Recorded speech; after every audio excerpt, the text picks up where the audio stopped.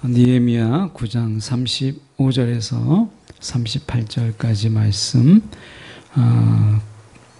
제가 가진 성경 구약성경 741쪽 느헤미야 9장 35절에서 38절까지 말씀입니다. 제가 봉독해 올립니다. 오늘 9장 마지막인데요. 그들이 그 나라와 주께서 그들에게 베푸신 큰 복과 자기 앞에 주신 넓고 기름진 땅을 누리면서도 주를 섬기지 아니하며 악행을 그치지 아니하였으므로 우리가 오늘날 종이 되었는데 곧 주께서 우리 조상들에게 주사 그의 열매를 먹고 그것의 아름다운 소산을 누리게 하신 땅에서 우리가 종이 되었나이다.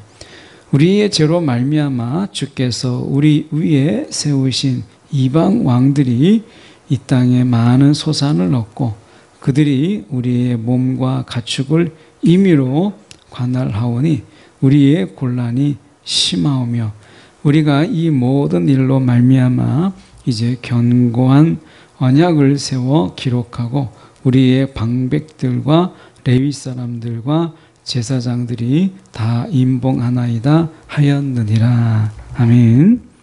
오늘 이 말씀 가지고 언약의 가치를 잃는 자는 삶의 가치도 잃는다. 언약의 가치를 잃는 자는 삶의 가치도 잃는다라는 제목으로 함께 말씀을 나누기를 원합니다.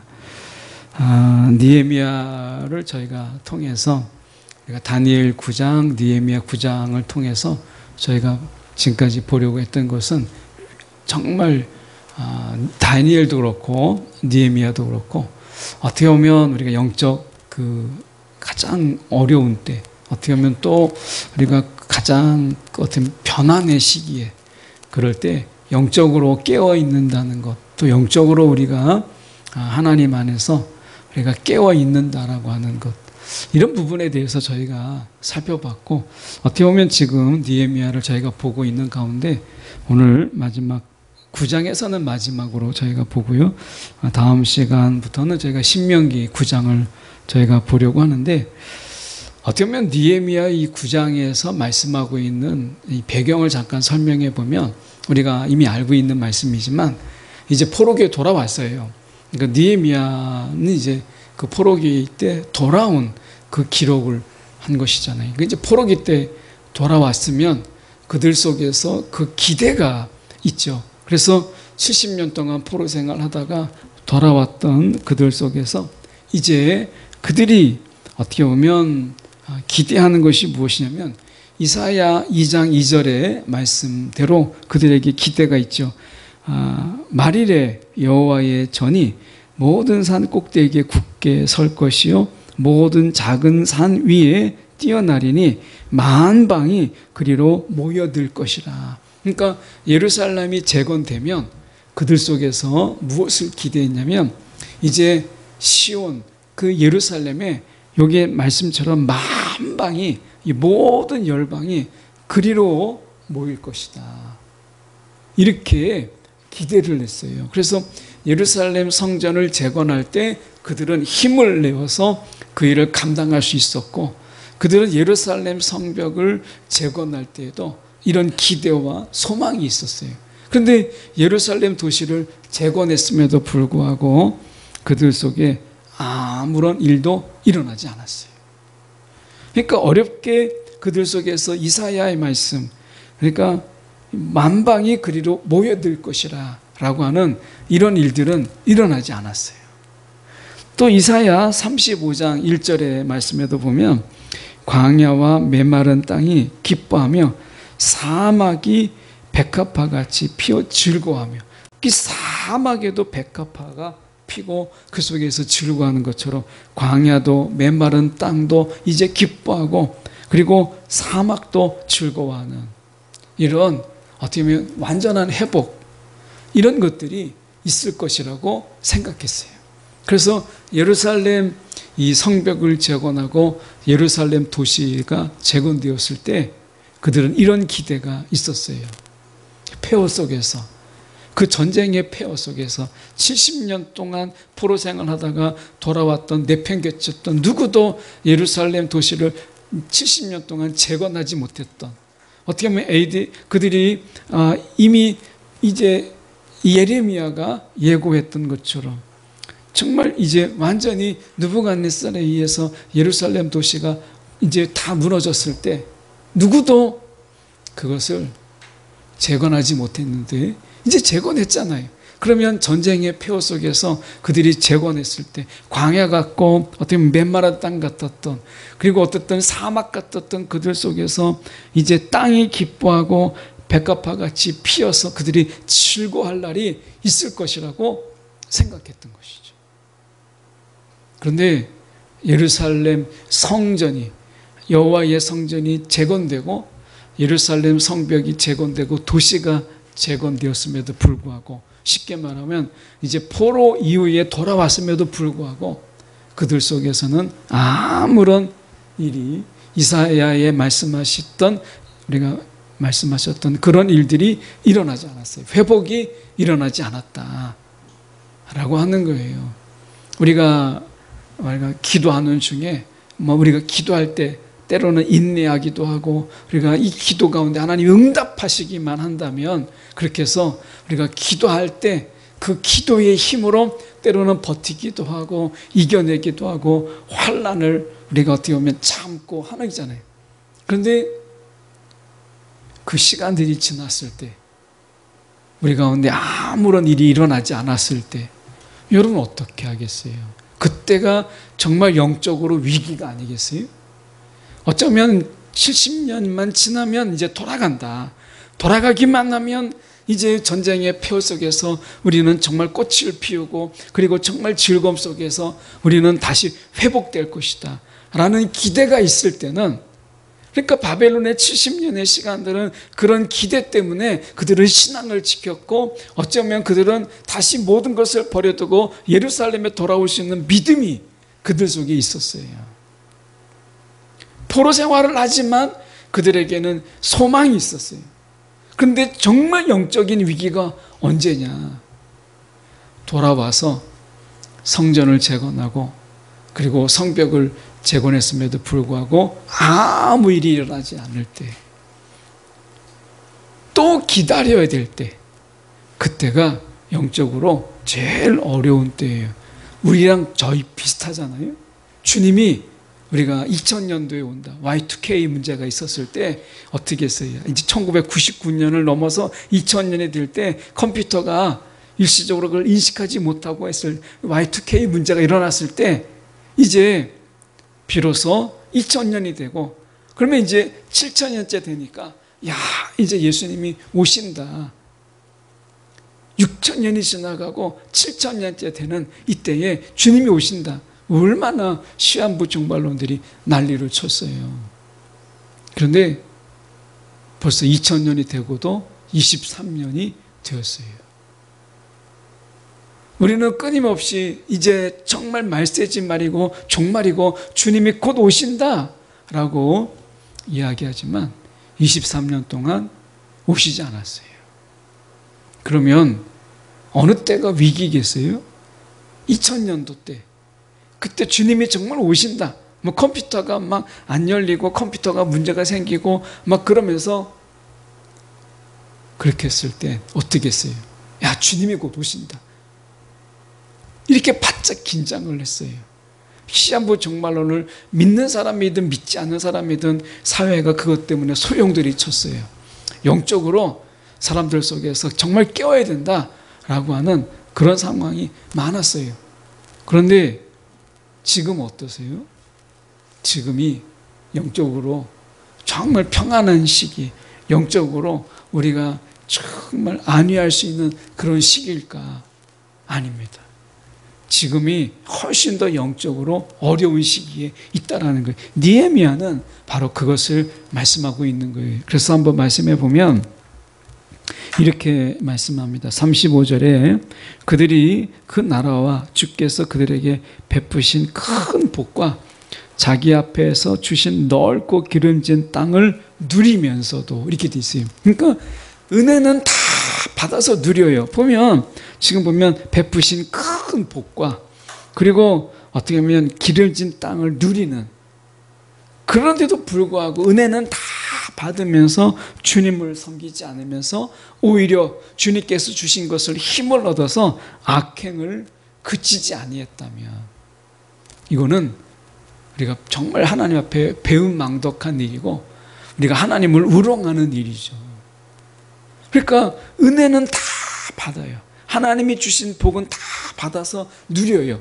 그런데 우리가 하나님을 섬기지 아니하고 악을 행해요. 이게 지금 이 느헤미야가 어떻게 보면 이 시대를 말하는 것 같지 않으세요? 하나님이 주시는 복은 그렇게 찾고 하나님이 주신 은혜는 은혜가 좋은 줄 알고 그래서 은혜 받고 하나님의 복을 구하면서도 정작 주님의 말씀에는 관심이 없고 주님을 섬기는 일에는 우리가 마음을 기울이지 못하는 이러한 삶, 이게 지금 느헤미야 시대의 시대상이라면 지금 우리의 시대상이 바로 지금 느헤미야가 지적하는 바로 이 시대가 아니냐는 거예요. 이율배반적이죠. 어떻게 보면 하나님이 주시는 은혜는 그렇게 좋아하고 하나님께 복을 구하면서 하나님의 뜻대로 행하지 아니하고 하나님을 섬기지도 아니하고 우리 가운데 악을 행하는 데는 그치지 아니하는 이런 삶의 모습이 지금 이 시대에 이 한 주를 통해서 우리 시대를 요약하는 것처럼 보이지 않으세요? 느헤미야가 지금 포로에 돌아온 그들이 삶의 모습을 지금 이 한 절로 이야기하고 있는 거예요. 지금이 훨씬 더 큰 영적인 위기라는 거예요. 위기. 하나님의 복도 있어요. 하나님의 은혜도 있어요. 하나님의 긍휼도 있어요.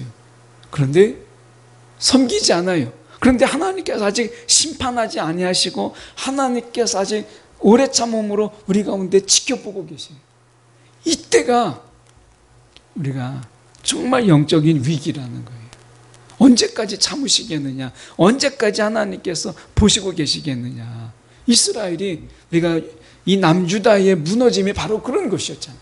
결코 우리 가운데는 심판이 없다. 그러면서 하나님의 은혜를 복을 누리면서 우상을 섬기기를 그치지 아니했던 그들에게 하나님께서는 참다가 결국엔 심판이 임했던 것처럼 우리가 이 시대에 은혜를 구하면서 복을 구하면서 하나님을 섬기는 거, 주님을 섬기는 일에는 도무지 마음 하나를, 마음 한 조각을 주지 아니하는 이런 삶을 우리가 산다면 이것이야말로 영적인 위기다 라고 하는 것을 말씀하고 있다는 거예요. 오늘 말씀해 보시면 우리가 36절에 이렇게 말씀하세요. 우리가 오늘날 종이 되었는데 주께서, 이 종이 되었다라는 말이 뭐예요? 이제 바벨론이 무너지고 메다파사가 들어서면서 이제 관용 정책을 펴죠. 그래서 이제 이스라엘 민족들이 돌아올 수 있도록 하는 것인데, 그런데 완전한 자유를 페르시아가 주지 않았어요. 이제 소산을 거둬요. 이제 농사를 짓고 막 열매를 거두잖아요. 그러면 그 일정량을 그들이 가져갔어요. 그러니까 돌아오게는 했지만, 그러나 완전한 자유인으로 모든 권한을 다 주진 않았어요. 아니, 페르시아가, 메다파사가 그들을 어떻게 하면 점령하고 있는 그런 그들이 너무 당연한 거 아니겠어요? 그들에게 어떻게 보면 소산을 걷어가고 일정량을 빼앗아가고 하는 것이죠. 그러니까 여전히 그들이 돌아왔지만 그가 말한 것처럼 오늘날 종이 되었다, 이렇게 말하고 있는 거예요. 우리가 완전한 구원을 받았는데 예수 그리스도로 말미암아 저와 여러분이 이제 죄에서 벗어나서 우리가 죄의 지배에서 벗어나고 은혜의 지배 아래 사는 완전한 자유, 우리가 공중의 권세 잡은 자의 속에서 우리를 건져주셔서 이제 사단이 아닌 우리가 성령의 다스림에 살아가는 완전한 자유를 우리 가운데 주었는데, 우리의 삶은 여전히 이 돌아온 이들처럼, 돌아온 유다인처럼, 돌아온 이스라엘처럼 그들에게 종의 모습으로 우리가 산다면 하나님은 우리 가운데 완전한 자유를 주었어요. 죄와 싸워서 죄짓지 않을 자유를 주셨고 공중의 권세 잡은 그 사단이 우리 가운데 명령할지라도 우리는 그것에 대해서 배격하고 거부하고 오히려 성령의 인도함을 받는 그런 완전한 자유를 저 여러분에게 주었어요. 그런데 이 땅에 살아가는 가운데 여전히 이 땅의 삶의 굴레가 우리 가운데 있죠. 그러다 보니까 오늘 우리는 이 땅의 종으로 여전히 살아가고 있는 것을 우리가 보게 돼요.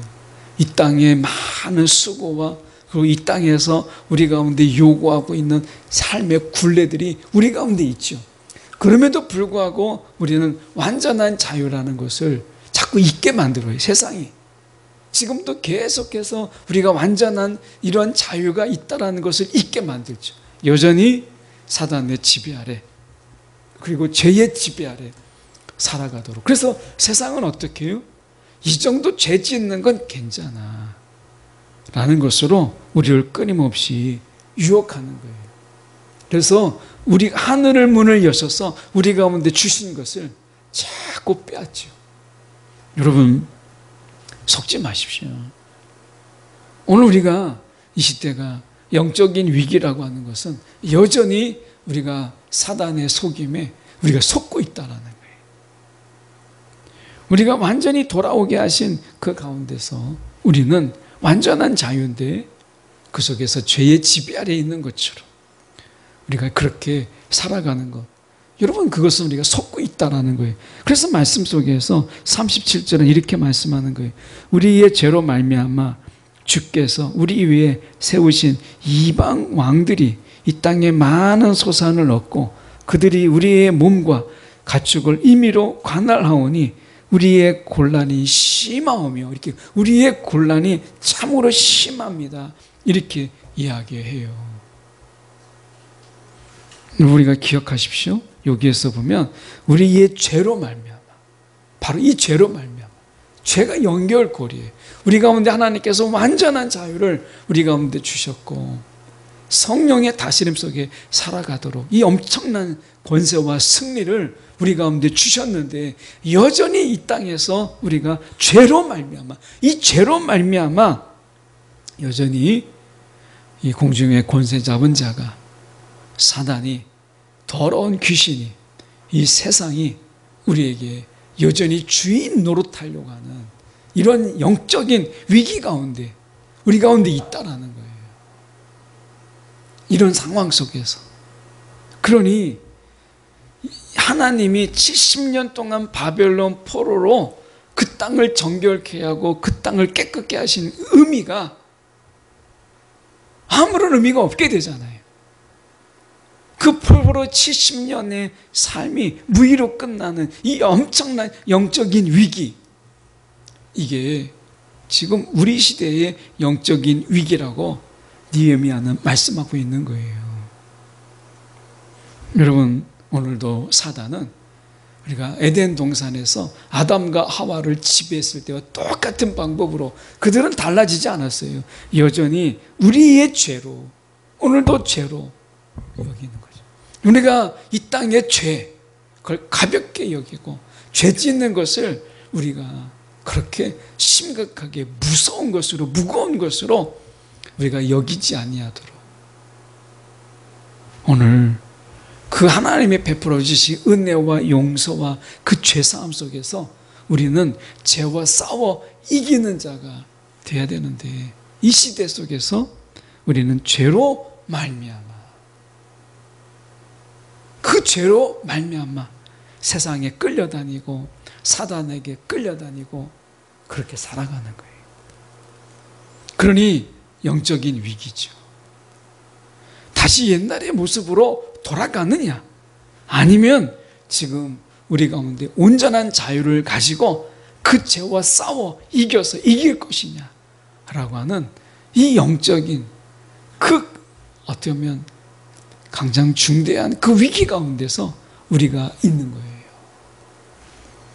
말씀에 우리가 좀 보시면 38절에 이렇게 말씀합니다. 우리가 이 모든 일로 말미암아 이제 견고한 언약을 세워 기록하고 이렇게 돼 있어요. 그리고 우리의 방백들과 레위 사람들과 제사장들이 다 임봉하나이다. 이 9장 38절은 이제 38절과 10장으로 넘어가는 이 속에서 연결고리로 하고 있는 것이 이 38절이에요. 그런데 여기서 주목해야 될 게 뭐냐면 이제 견고한 언약을 세워 이렇게 돼 있어요. 보통 구약에서 언약이라고 한다면 우리가 히브리어를 쓸 수밖에 없는데요. 이 히브리어로 베리트라는 말을 썼어요. 이게 언약이라는 뜻인데, 근데 여기에서는 이 베리트를 사용하지 않았어요. 이건 드문 경우예요. 언약이라는 말은 늘 구약에서 히브리어로 베리트를 사용했어요. 그런데 이 느헤미야는 의도적으로 그 단어를 사용하지 않았어요. 어떤 단어로 언약을 표현하고 있느냐? 이것은 아주 특별한 경우입니다. 이 아마나라고 하는 이 단어로 사용했어요. 이 아마나라는 말은 언약이라는 말보다 신실함을 이야기해요. 신실함. 다시 말하면 여기에서 견고한 언약을 세웠다라고 하는 것은 이 느헤미야가 볼 때 언약의 핵심은 어디에 있느냐? 그 신실함에 있다. 이렇게 본 거죠. 그래서 베리트라고 안 하고 아마나라는 이 단어를 그가 사용했어요. 여러분, 하나님은 신실하십니다. 하나님은 그 상황에 따라서 우리가 어떻게 하느냐에 따라서 하나님이 그렇게 죽 끓듯이 그렇게 하지 않으세요. 하나님은 신실하세요. 우리의 잘못이 있음에도 불구하고 우리의 약함이 있음에도 불구하고 하나님은 그 언약에 대해서 참으로 신실하셨어요. 느헤미야가 이 견고한 언약을 다시 그가 세웠다라고 언약의 갱신을 이야기할 때 이 언약의 핵심을 신실함으로 본 거예요. 우리가 얼마나 신실하냐 라고 하는 거예요. 돌아왔어요. 그들이 돌아와서 예루살렘 성전을 다시 재건하고 성벽을 재건해서 도시를 재건했지만 그들이 기대했던 일들이 일어나지 않았어요. 그럼에도 불구하고 그들에게 필요한 것은 신실한 거예요. 그 신실함을 잊지 않는 거예요. 오늘 우리의 이 시대의 사명이 무엇이냐? 느헤미야는 이야기합니다. 오늘 우리가 약속의 말씀을 가지고 살아가고 이 땅에서 정말 죄와 싸워서 처절한 싸움 속에서 우리가 승리를 거둔다고 해도 아무런 변화가 없을지라도 낙심하지 말고 그렇게 신실함으로 살아가라는 거예요. 하나님이 그렇게 신실하셨던 것처럼 우리가 그렇게 신실함으로 살아가는 것, 그것이 이 시대의 영적인 위기, 기대가 무너지고 낙심하게 되고 절망하게 되고 돌아오기만 하면 다 모든 것이 정말 엄청난 일이 일어날 것처럼 그렇게 기대했는데 아무런 일도 일어나지 않았어요. 그럴 때 필요한 것은 신실함이라는 거예요. 죄의 유혹 속에서 넘어질 것이 아니라 그때 필요한 것은 이 견고한 언약, 다시 말하면 이 우리가 아마나라고 하는 이 신실함이 이 시대에 필요하다라고 느헤미야는 이야기하고 있는 거예요. 여러분, 오늘 이 시대에 여러분 우리가 예수 믿고 막 기도해도 정말 성령의 인도함을 받고 살아도 우리가 특별한 일이 일어나지 아니하고 그날이 그날 같고 정말 아무런 변화가 일어나지 않는, 도대체 이게 뭐지? 라고 하는 순간에 죄의 유혹은 우리 가운데 있어요. 우리 가운데 오늘 죄의 지배를 다시 유혹하는 죄가 우리 가운데 찾아올 이때에 낙심하지 말고 절망하지 말고 오늘 우리가 더 긴장함으로 우리가 가져야 될 마음, 그게 신실합니다. 느헤미야는 우리 가운데 그렇게 말하고 있는 거예요. 그래서 의도적으로 베리트라고 하지 않고 우리가 아마나라고 하는 것을 이야기하고 있는 것입니다. 여러분, 하나님이 우리 가운데 신실하신 것처럼 오늘 지금 우리 가운데 필요한 것은 하나님을 향한 신실함이에요. 그 십자가를 향한 신실함입니다. 오늘 우리가 어떤 삶을 살 것이냐, 제목을 제가 이렇게 말씀드렸어요. 언약의 가치를 잃는 자는 삶의 가치도 잃는다. 언약의 가치, 그 하나님의 언약, 그 언약이 얼마나 귀중한지, 그 성전에 그 지성소 위에 달랑, 그 두 돌판, 하나님의 언약궤, 그것만 달랑 있어요. 그만큼 성전의 모든 것 중에 가장 중요한 것은 하나님의 말씀, 하나님의 언약이었다라고 하는 것이죠. 그리고 하나님은 그 언약에 신실하시다. 이게 성전의 의미고, 어쩌면 이 시대에 하나님께서 우리 가운데 주시는 소망이라는 거예요. 오늘 우리가 언약의 가치를 잃어버리면 이 세상의 삶의 가치를 우리가 잃어버려요. 빼앗기고 맙니다. 오늘 언약의 하나님을 바라보면서 우리도 그 언약의 신실한, 지금 이 시대에 우리 가운데 요구하시는 하나님의 신실함에 내가 여기 있나이다, 아멘 할 수 있는 저와 여러분이 되기를 간절히 소망합니다. 기도하겠습니다.